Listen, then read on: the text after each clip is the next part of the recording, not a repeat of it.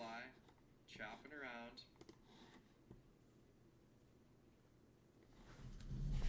Welcome, welcome, welcome. Markets open, and I am live. I was just watching a live stream, and they were actually answering some of my questions about things. But let's just jump right in to what's happened on the activity. We'll see that QQQ is bouncing up, which is closing some of my trades that were open. So I'm closing my August 3rd, August 6th. Oh, my September 4th already closed. One from September 4th, 35 days out.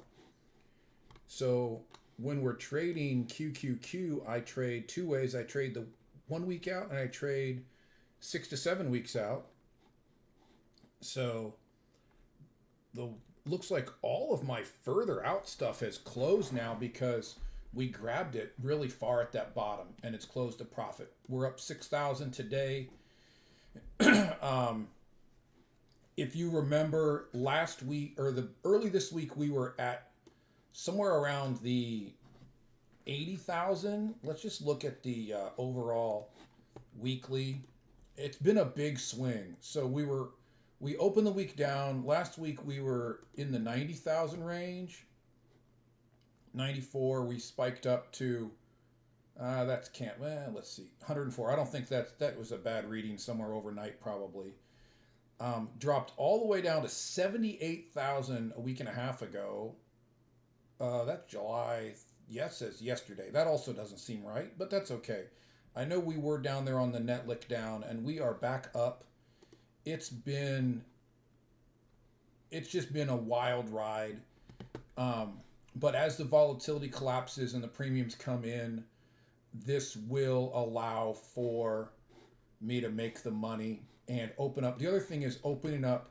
Notice I have 55,000 in stock buying power, 27,000 in option buying power.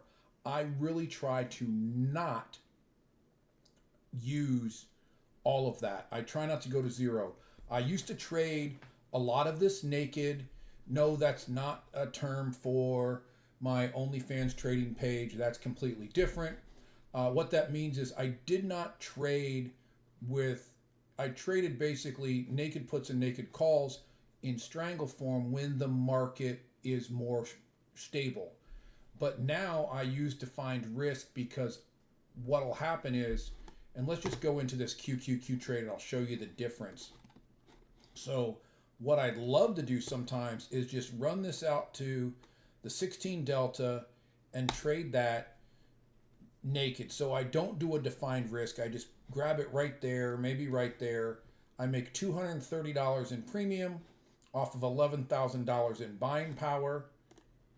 And let's see what I just did there. Everything closed on me. All my windows closed. I clicked the wrong button. There we go. And so what that would do is that would say you're going to make $235 off of 11,106 buying power or 2% for the week. That's great. Instead, what I do is I throw in a defined risk trade. I will go out for 40 points or 20 points, somewhere in there. So let's say 625. And I'll buy that back. And what we notice is it reduces my buying power and it doesn't adjust it, but it also reduces my profitability. My max profit is lower. So the reason I do that is because I'm locking this in. If you'll notice this, and I was showing a young man yesterday that this will take $11,000 in buying power, but if I do it at the money here, higher risk, it takes 13,000. Well, when you have 7 of these trades on or 5 of these trades on using up $50,000 of your buying power and it goes against you, say you're all of a sudden upside down and you're trying to roll, well, all of a sudden that's using $13,000 in buying power when I had originally allowed for $10,000 in buying power. So now I'm 13.9, I'm $4,000 upside down. If I was out of money in my account, I would get margin called. Which brings me to a great little segue. I had some news articles pulled up. Let me find that. So a couple things. A big hedge fund, situational awareness, easy for me to say. Situational awareness was a hedge fund founded as Leopold Aschenbrenner, former OpenAI researcher, and that hedge fund went under last week, got margin called, and I guess it's selling approximately 16 billion of its public stock holdings to Citadel, which is a huge market maker, huge company, right? So that, and I guess I read another article that 3% of the retail traders in South Korea, due to margin, got margin called.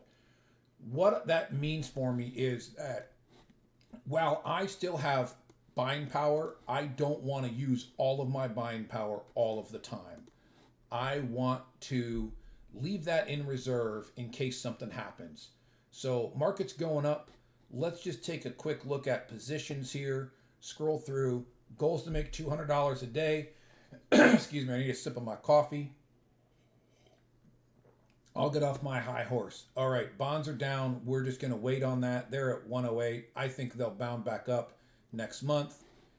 This has 29 days. Oh, that's been open for 29 days. It's got 21 days left.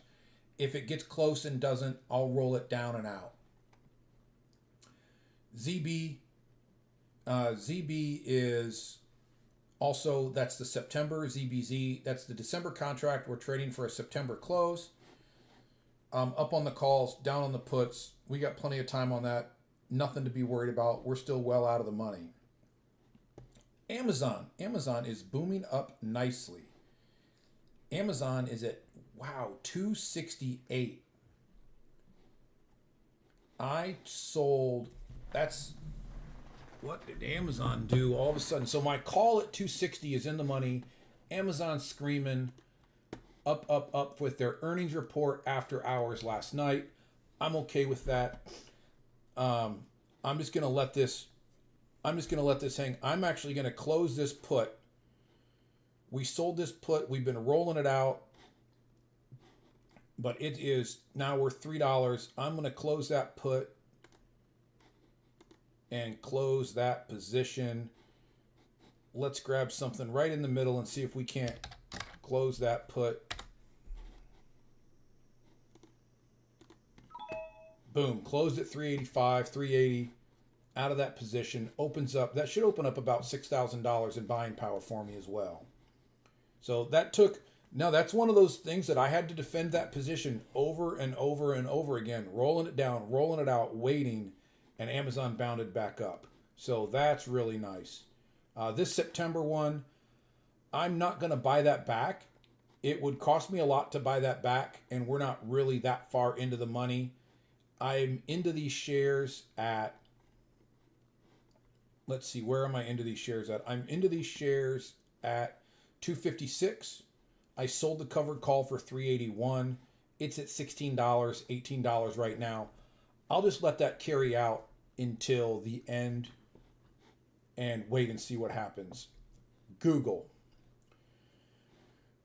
looks like it's bouncing up quite a bit today. I will let that ride. I've got a covered call in Google on those 100 shares I sold for September. We're just going to wait it out. Hood is up. Let's see where we're at with Hood. Sold that at 158. It's at 190, so it had dropped down. We're just going to carry that one out. We're going to come back to QQQ. Okay, SK Hynix. I took this trade yesterday. It was a vertical spread, 75.95. I think I traded that at the 16 or 10 delta. That it is up $103 for the day. This is a September trade where I'm only 45 cents, 47 cents away from my target, but we've made all of that money in a day instead of in 6 weeks. So I'm going to go ahead and close that trade today. Profit's been made, great for a day. Ooh, those spreads are wide. I don't know if it'll close or not. Let's see. That is a. Let's just start working this spread in. 150. So it's a look at that wide spread. 125 to 270. So we're actually right in the mid range. So let's go up to 175. I'm super happy with that. So the dollar profit was at the 197 mid. So let's see if that closes at 175. Now their average is 202. See if we can get that at 195. Give it a chance to close.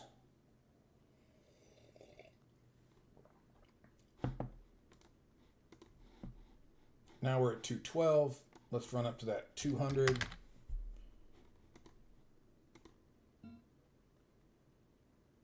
We'll just leave it there. We're the one making the market right now. So we'll just leave that there and see if we can get that to close.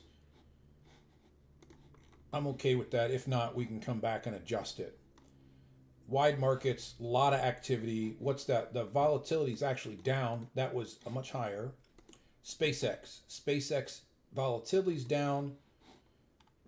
We have 2 calls in at 134, which is above our average price in there. And let me just look at where we would be.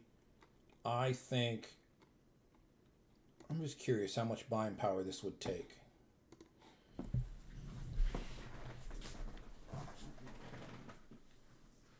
So that's about the same if I were to sell an in the money put there.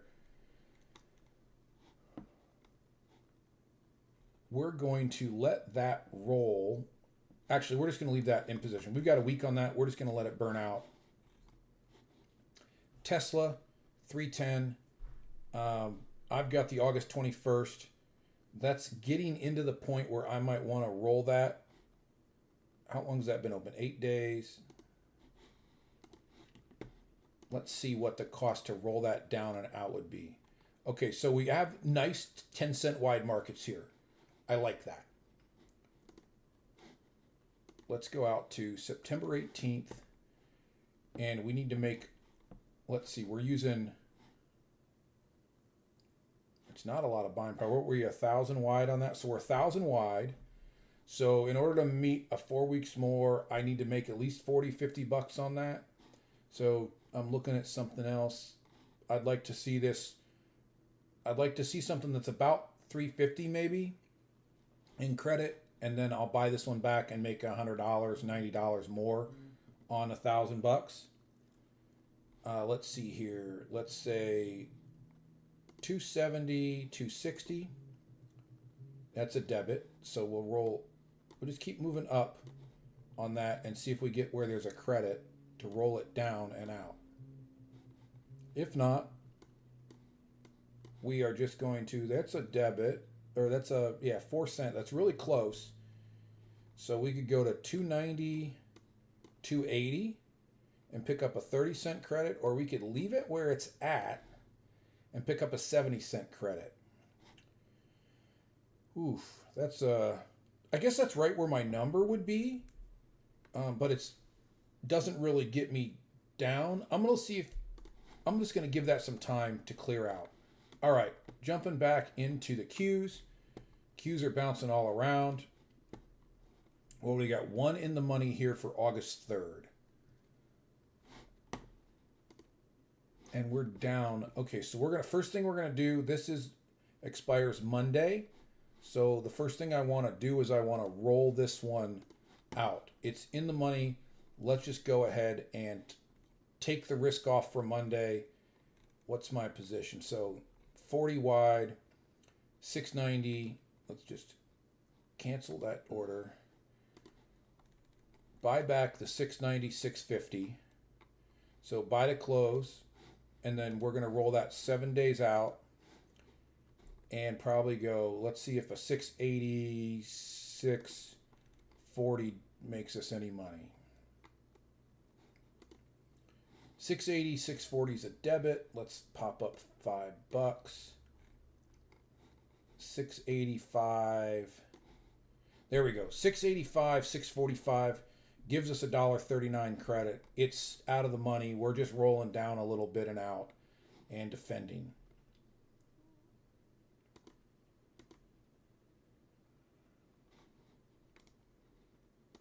There, we got filled. All right. So just roll that instead of waiting and trying to do this Monday and being under the gun on it. I would rather roll that down and out, protect it a little bit.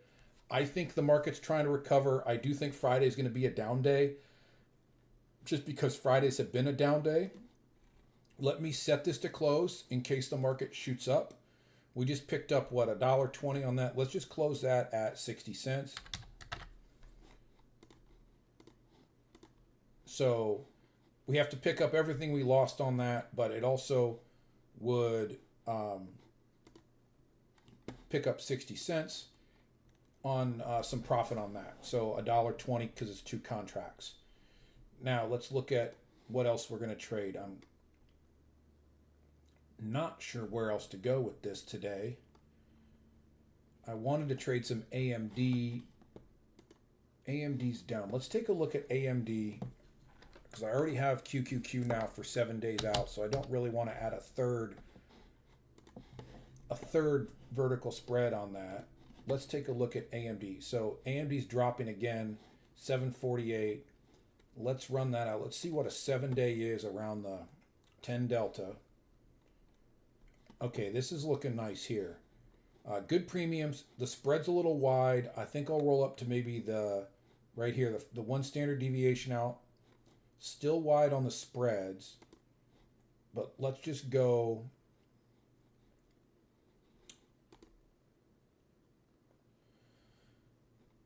Man, 1,000 wide or 10 wide for $1,000. The spreads are rough there. It's a big difference.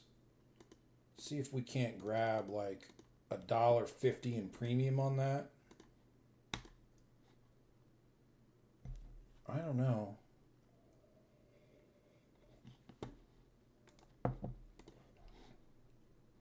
All right, let's try going $1.40.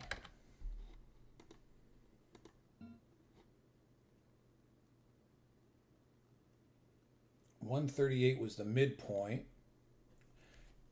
If I haven't said it while I'm doing this, if you guys have any questions, absolutely feel free to type them in the chat. I will try and answer those questions while we're waiting to see if we can't get this filled.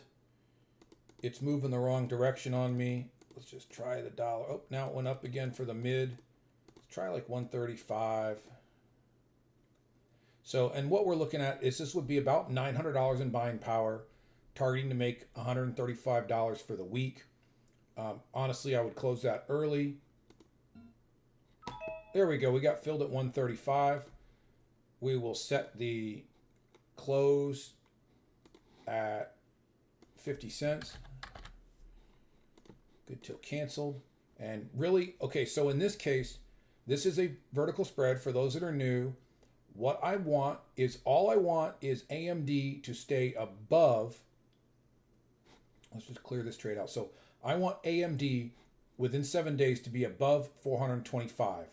If it drops below 425, for every dollar it drops, I'm risking $100 because I'm trading a contract of 100 shares, and then I'm capping my loss at 415. So my loss is capped at $1,000, and I'm targeting this to close at 50 cents or 60 cents.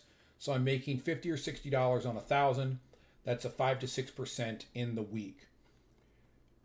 Does look like AMD's pulling back, but I don't know if we're going to see that would be a 15% pullback. Not that it can't happen, but it would be.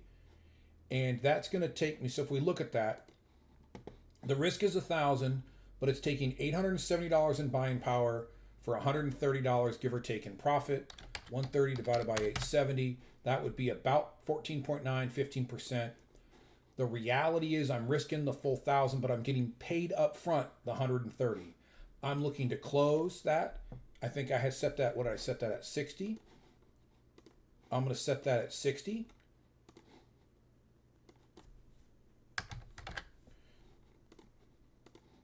Setting that to close at 60, so I would be making about $70 on 900 or 1,000, 7% in the week. So I mix my low risk trades with my high risk, and I'm targeting 1% a week overall profit in this account. That is my trades for the day. I rolled out the QQQ for Monday. I rolled it out 7 days just to get it down and out and away. Other trades closed automatically when QQQ jumped up this morning. You know what I am going to do? I am going to jump into that QQQ 7 day. Oh, that's not what I wanted. I want QQQ trade 7 days out. And I do need to remember that I also need to trade some call credit spreads.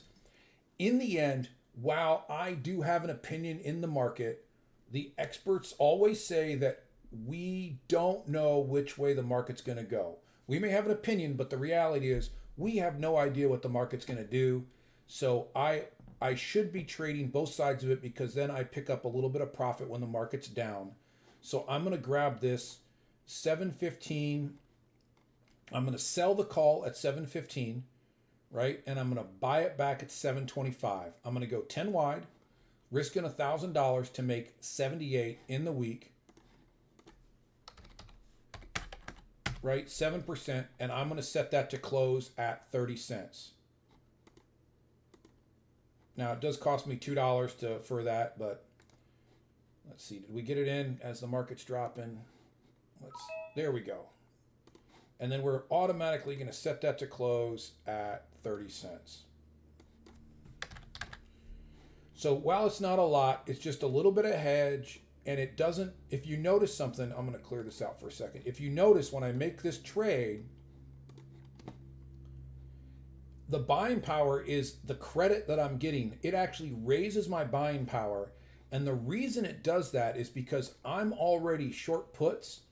I can't both lose a short put and a short call.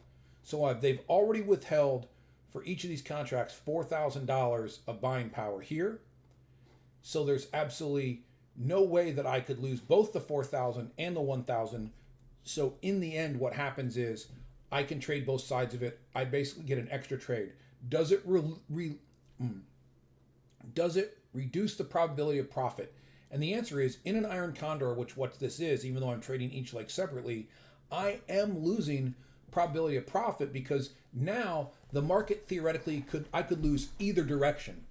So while it doubles my risk in the exposure, it also is, I can only lose one side. I can't lose them both. So while I'm selling one, I'm trading the other, and NASDAQ is dropping back. We're going to have that red day, I think. We're dropping hard. Maybe I should have waited, but I rolled this one out. We're just keep rolling it. That's what we do. And we're going to pick up profit on this side. So, folks, that's in and out. I was a little bit long-winded because I gave a little bit more explanations today, but 25 minutes in and out of the market. This is what I do every morning. I trade the market for 15 to 20 minutes, up to 30, and then I'm done. I reduce my risk. I'm trying to go lower risk. Everyone says, well, options are risky. Well, everything has risk, but we do limited risk. We cap our risk, and we build and maintain profit. And that's the goal. We're down today from the highs as the market's pulled back, but we're still up today. So thank you very much. If you like what you see, do me a favor, click the like, click the subscribe, and I will be back on Monday.